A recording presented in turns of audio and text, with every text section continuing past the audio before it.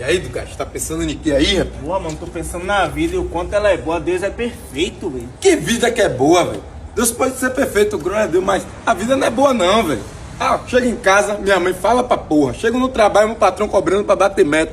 Vou ver minha namorada todo dia, a mulher tem um problema. Que vida que é boa, Dugas? Me explica aí como é que a vida é boa. Só problema, né? Só problema, pô. Mas você já pensou se Deus tirasse todo esse problema de sua vida hoje, nesse exato momento, irmão? Se você chegasse na casa de sua mãe e não encontrasse ela pra te dar um abraço e falar que te ama. Se você chegasse na sua casa e não encontrasse sua esposa e se sentisse assim sozinho. Se você chegasse hoje no seu trabalho e seu patrão falasse você tá demitido, não te quero mais aqui. Se isso é problema pra você, irmão, pode ser o sonho de muitos.